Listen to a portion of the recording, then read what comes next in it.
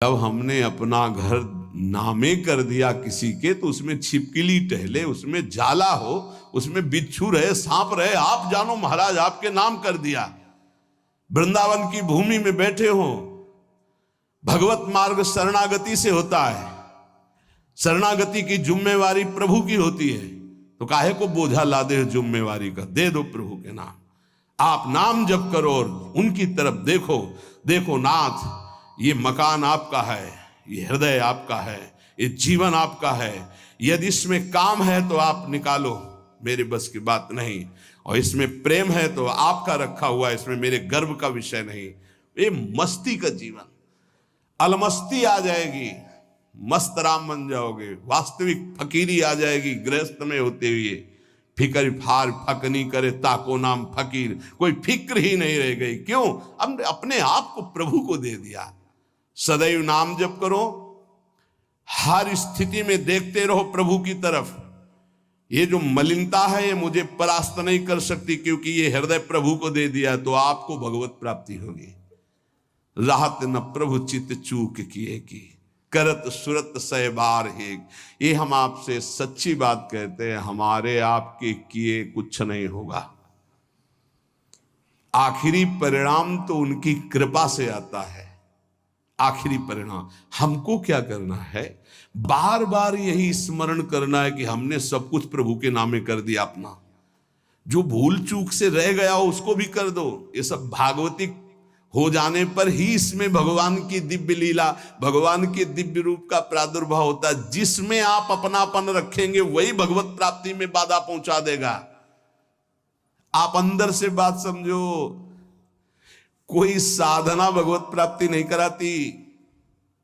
आपको मजाक लगेगा, ये हम करके बता रहे हैं। भगवत प्राप्ति कहीं अपनापन न रह जाए तो अभी हो जाए। शरीर में, सूक्ष्म शरीर में, स्वभाव में, किसी में अपनापन नहीं, अभी भगवत प्राप्ति हो जाएगी।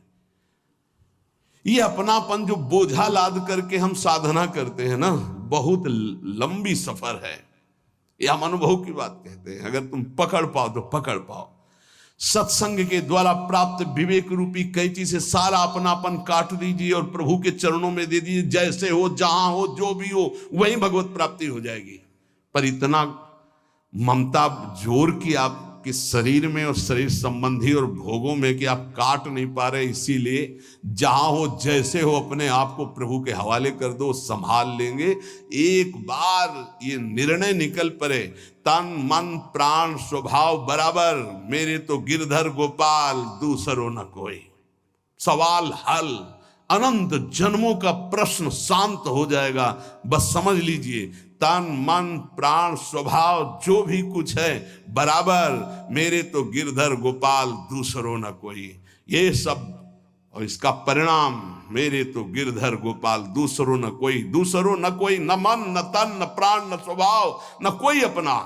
अभी भगवत साक्षात्कार हो जाए। पर चाहता कौन है?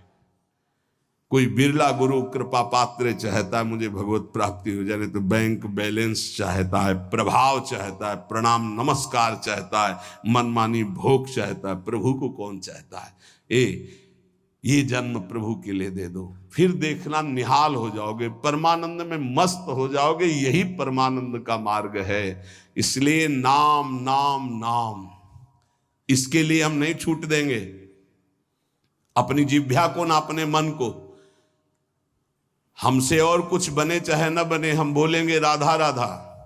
आगे की बात प्रियाजू देखें, उनके प्रीतम देखें, राधा राधा कहेंगे।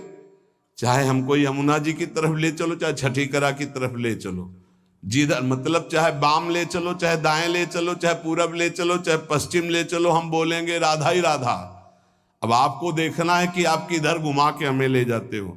आज से अपने जीवन की बागडोर, जैसे अर्जुन ने अपने रथ की बागडोर दे दी श्री कृष्ण को, ऐसे जीवन की बागडोर हम प्रियाजू को देते हैं।